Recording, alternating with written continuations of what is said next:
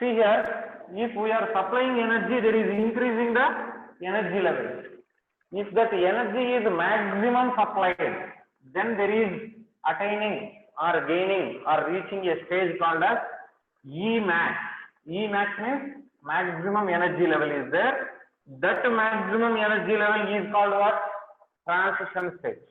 So the molecules, whatever it is, molecules are most active in transition state. Transition means they are transiting.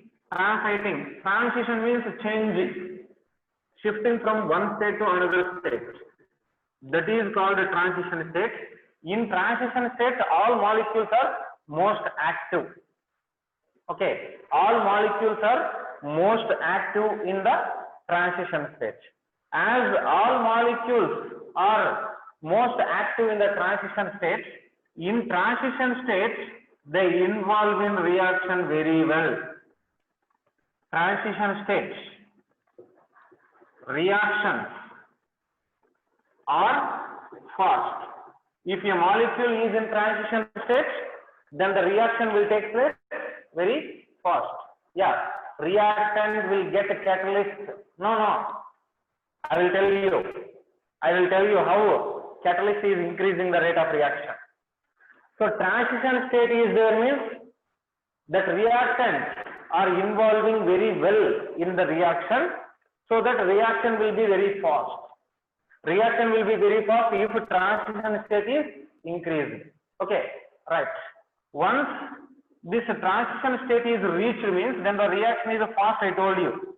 Now see, what is this catalyst is doing? Catalyst decreases transition state. Decreases transition state. Transition state is decreased means what is decreasing there? Decreases activation energy. Energy of activation will be decreased. See here, this is a transition state now. In transition state, these are most active. As that transition state is more active, suppose A plus B are there which are converting into C plus D. Here A is there, B is there. That A and B to involve in reaction, we need to supply them some energy. A and B has to get some energy. That energy we need to supply. Right? When we are supplying this energy, they will be activating and transition state will be reached. So that to convert them A and B from inactive ground state to most active transition state, we need to give some energy. But in absence of catalyst, transition state is high energy level. That means we need to supply more amount of energy. More amount of energy needs to be supplied. Okay, but in presence of catalyst, this transition state is a fall down. Suppose this is a transition state, we need to apply this much of energy in absence of catalyst. But in presence of catalyst, there is a transition state here. ET or Emax will come. That means at low energy only, not maximum energy, at low energy only reactants will become most active and involved in the reaction. So catalyst decreases the transition state and increases rate of reaction. That means in presence of catalyst, reactants or substrates in presence of enzyme, they will become more active at low energy only. There is no need of supply more energy in presence of a catalyst. Enzyme, in presence of enzyme, more amount of energy is not needed. At less energy only, the reactants will involve in reaction and they will be converted into products. This is the activity of enzyme. How enzymes are increasing the rate of reaction means by decreasing the activation energy or by decreasing the transition state. Enzymes decrease activation energy and increase rate of reaction. Okay? Understand?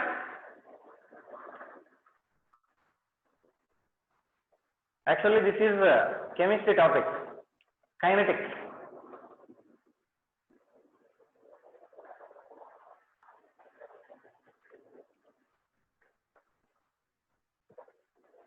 In chemistry, you will know very well about this rates of reaction and velocity of the reaction, how that activation energy, some more detail will come there. Just I give a simple concept how enzymes are increasing the rate of reaction, but in chemistry it will come detail. Yeah, thank you.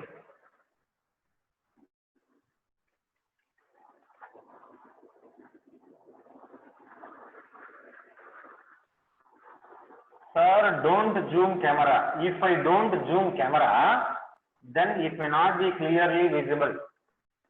Small fonts will be there. If I don't zoom camera, if it is like this, if I write on board, that letters may not be visible big for you. See? Yeah, it is convenient for me. But if I write like this, letters may not be visible.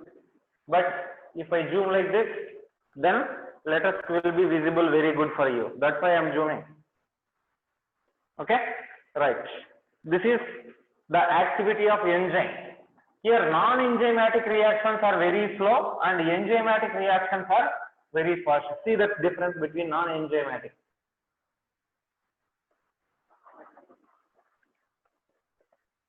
Okay? Right. See here, non-enzymatic reactions are very slow.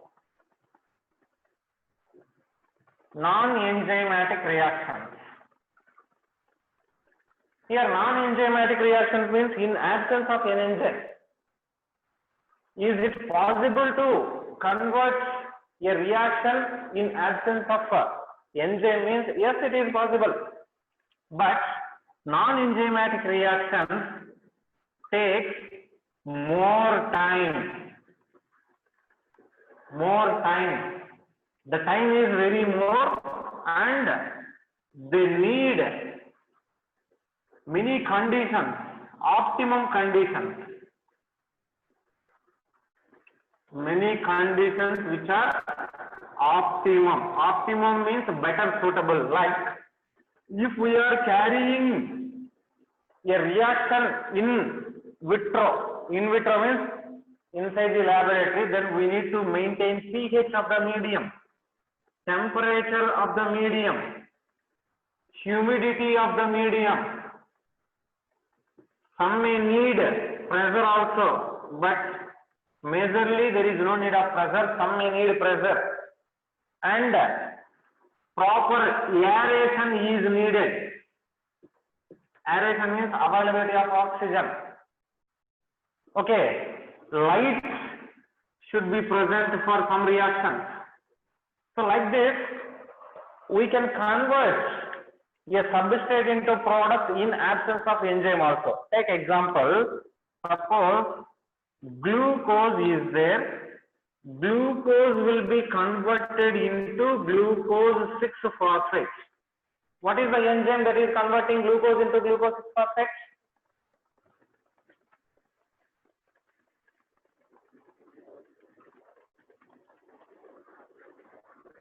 Yeah, I am waiting for your answer.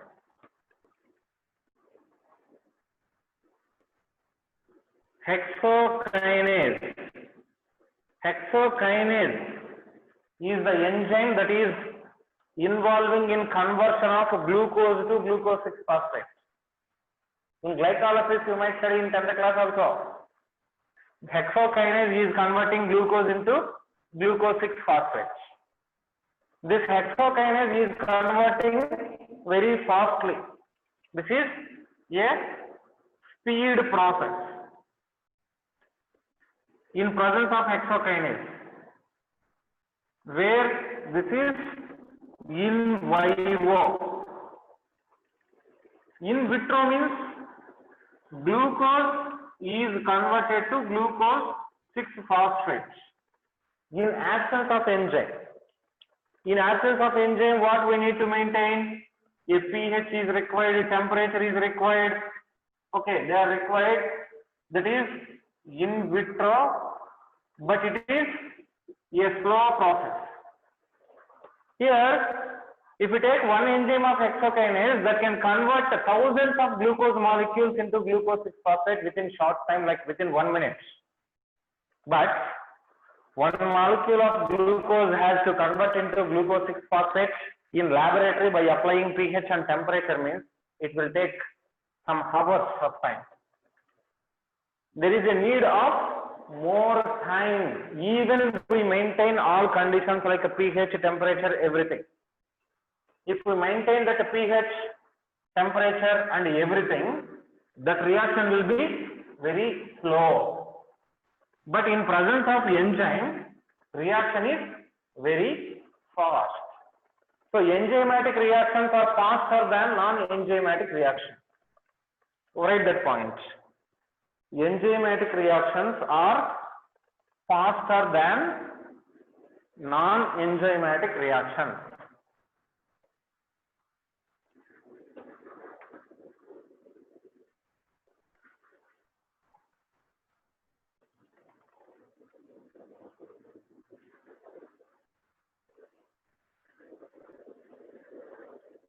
Okay?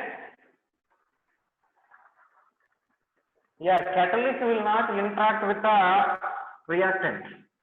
Catalyst only decreases the rate of reaction, decreases the activation energy of substrates or reactants, and reactants will be converted into products. Catalyst will not be converted into products. Catalyst will interact with reactants and decreases the activation energy, that's all. It is not reacting with reactants. Catalyst will not be converted into any products. There is no conversion of a catalyst into any products. This is the process of enzymatic reaction, how enzymatic reactions are taking place. Then, nomenclature and classification of enzymes. Nomenclature and classification of enzymes. Normally, there is a group of scientists named IUB and EC. IUB stands for International Union of Biochemists. International Union of Biochemists. And EC stands for Enzyme Commission. These two organizations, group of scientists, these organizations or group of scientists, they will provide some names of the enzymes according to their function and according to their nature of activity. Okay, Enzyme Commission gives nomenclature and they propose a classification method for enzymes. Okay, see now how enzymes are named. They are named simply, all enzymes are given names, enzymes names, by adding a suffix ase to its substrate, on which substrate enzyme is acting. On which substrate enzyme is acting. To that substrate, if we add a suffix named ase, then it will be the name of enzyme. Take example. Urea is a chemical compound. Urea is converted or broken down by the action of an enzyme urease. Suppose proteins are there. Proteins are broken down, or enzyme which is acting on proteins is protease. Lipids are there. Lipids, enzyme which is acting on lipid is lipase. Like that, many examples. Nuclease, sucrase, maltase. Nuclease means which is breaking nucleic acid. Sucrase means which is acting on sucrose. Maltase, which is acting on maltose. Amylase, which is acting on starch, because starch is made up of amylose. Amylose, amylopectin are present in starch, right? As amylose and amylopectin are present in starch, that amylose is broken. Amylose has an enzyme called amylase. Amylase is acting on amylose. Amylose is present in starch. So this amylase enzyme can act on starch, we can say. Like that, we can add suffix to the enzyme. But when more enzymes have a common substrate, when more enzymes have common substrates, then common names are given for enzymes. Common names are given. Take an example. Suppose digestion and absorption chapter is complete, right? Already digestion and absorption chapter is complete for you. Yes. In the chapter, tell me the list of enzymes that can break proteins. Protein digestion is carried by which enzyme? Renin, trypsin, chymotrypsin, pepsin, yes, pepsin, elastase, carboxypeptidase. Casein is a protein that is broken down by the renin. So renin, trypsin, chymotrypsin, pepsin, elastase, dipeptidase, carboxypeptidase. Like that, many enzymes are there which are digesting protein. All are protein digesting enzymes only. All are protein digesting enzymes. But if we give name protease, then there will be a confusion among all that protease enzymes. So all that proteins, more enzymes have a common substrate. What is the common substrate for all these enzymes? Protein. So all are belonging to a category protease, but structurally they are different enzymes. So like that, for them common names are given, like renin, trypsin, chymotrypsin, pepsin, like that. Okay, and another papain. Papain is an enzyme which is present in papaya. In papaya there is presence of an enzyme which is called as a papain. And bromelain,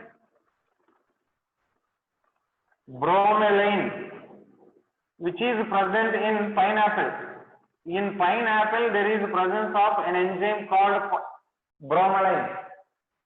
So like that, some other names are given, and many enzymes are also identified.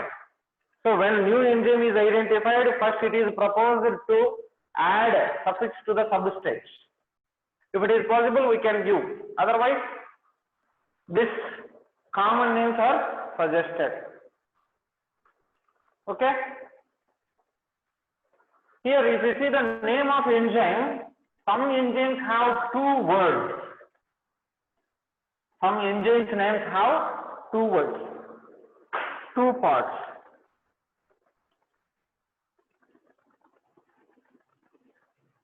enzyme name has two parts. Majority of enzyme, but not common name. This is trypsin means protein digesting enzyme. Majority of enzyme names have two parts. First part explains substrate. What is its substrate?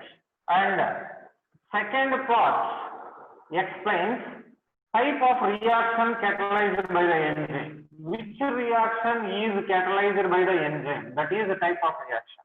Take example. Just now I told you hexokinase. First part is what? First part explains that this is enzyme which is working on hexogens. Second part is, what is the second part of that enzyme name? Kinase. Kinase means the reaction. That kinase means addition, kination property, which is phosphorylation. Yeah, kinase.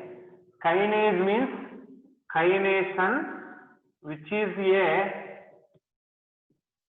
process of phosphorylation. Here, first part explains that it is enzyme which is working on hexoses. Okay. Second part is explaining that it is involving in phosphorylation processes. Okay. Like that, enzymes names are given. Take one more example. One more example.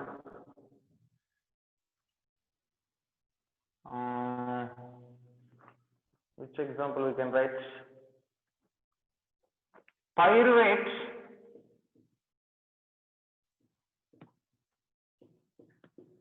transaminase.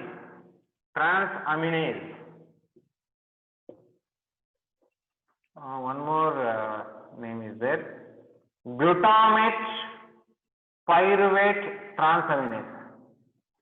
Glutamate pyruvate transaminase. Glutamate pyruvate is first part. It causes transfer of amino group.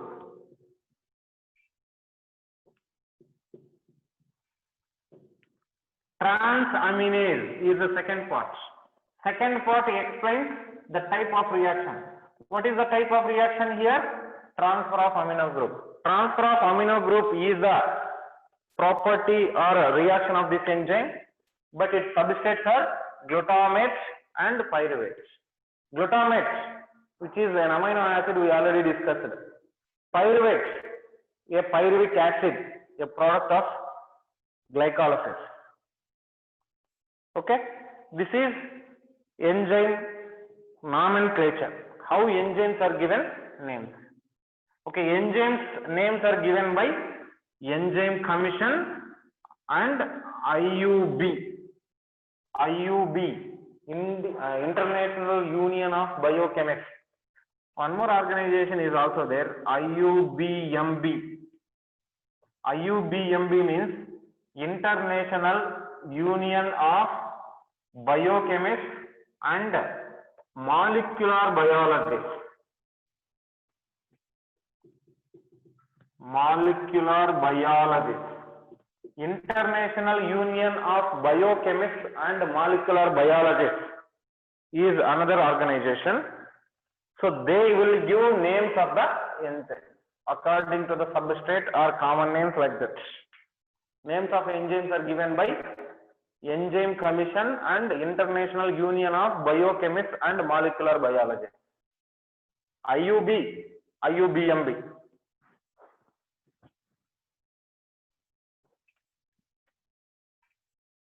Okay, complete.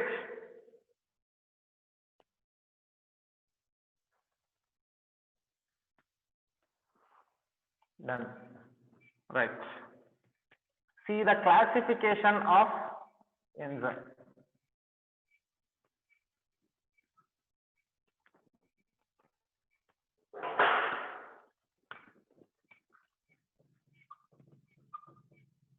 classification of enzymes. Here around thousands of enzymes were discovered so far.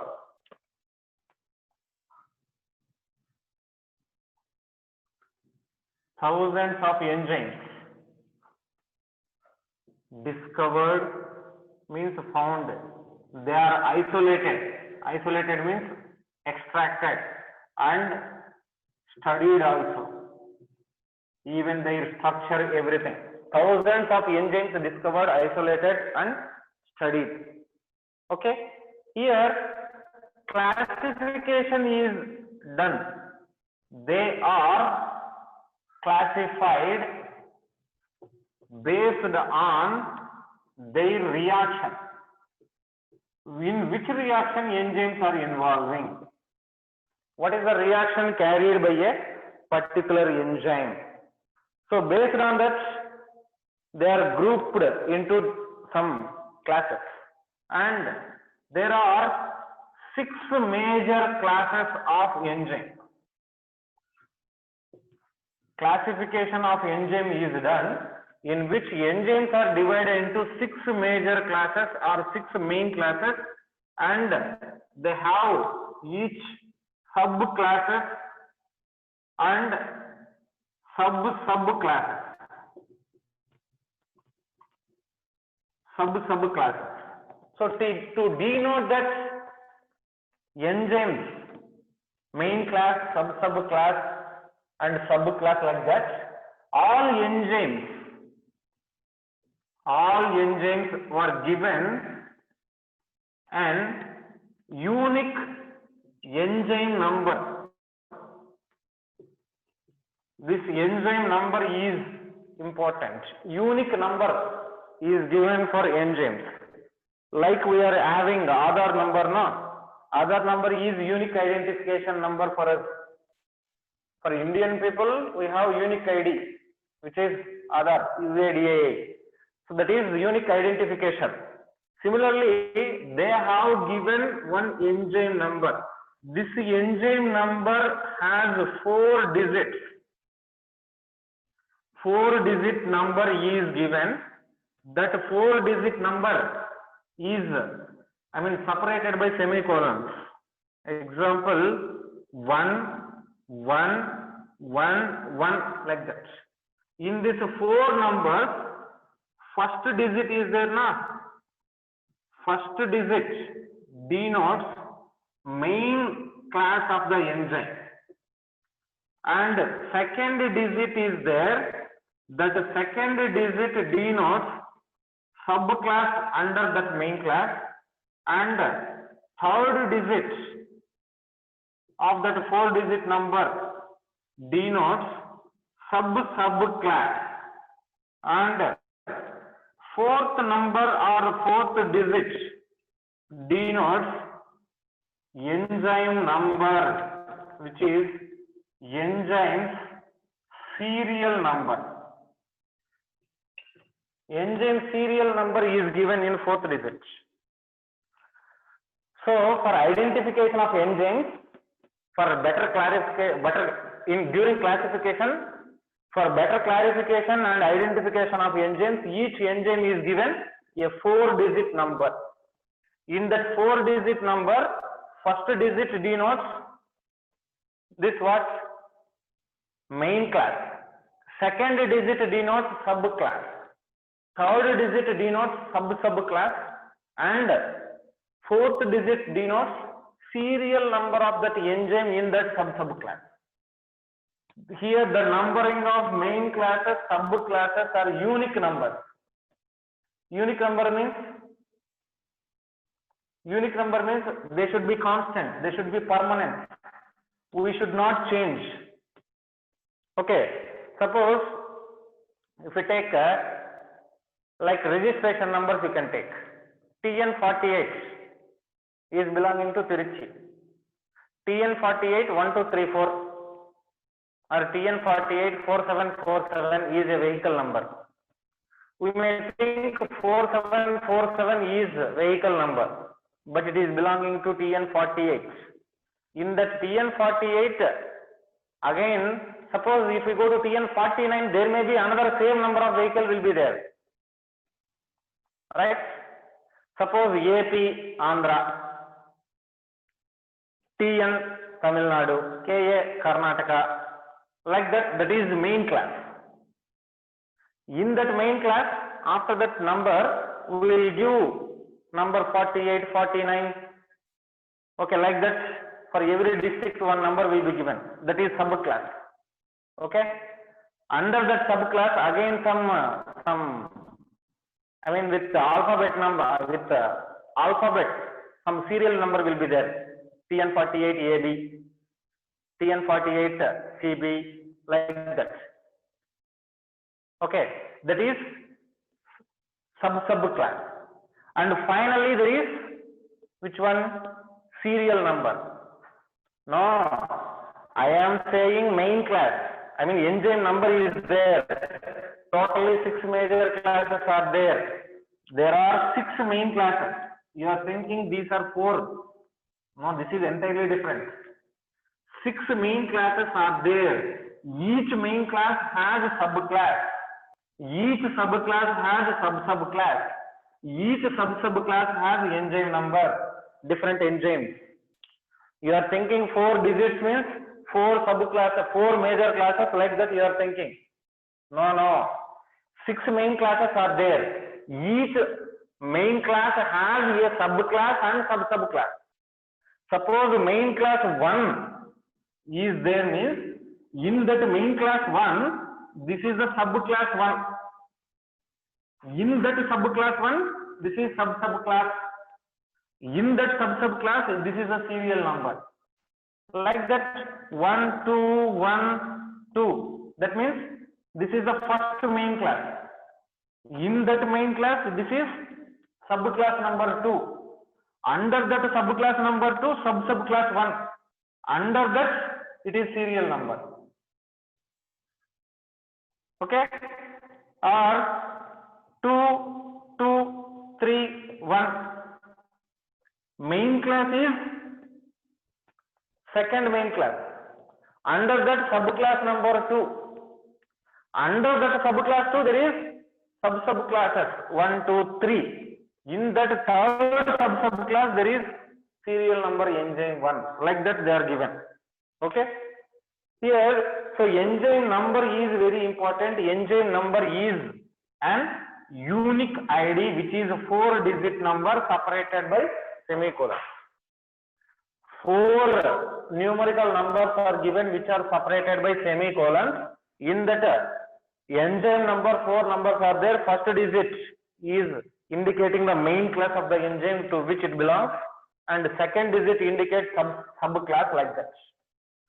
Like that, engine numbering is given, and 6 classes are there. Each and every class has subclass, sub-subclass, and engine serial number. Here, in this classification, just what are 6 major classes and what is the role, that only we are going to study. Here, this subclass, sub-subclass, engine serial number, that is not needed for you in this class. In 12th, it is not needed. If you go higher standards, there you might study.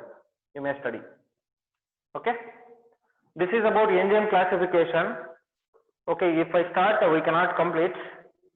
So, I will stop now. Engine classification we will see in next class.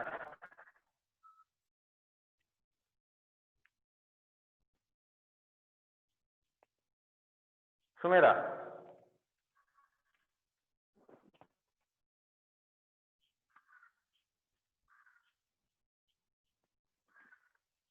Recording.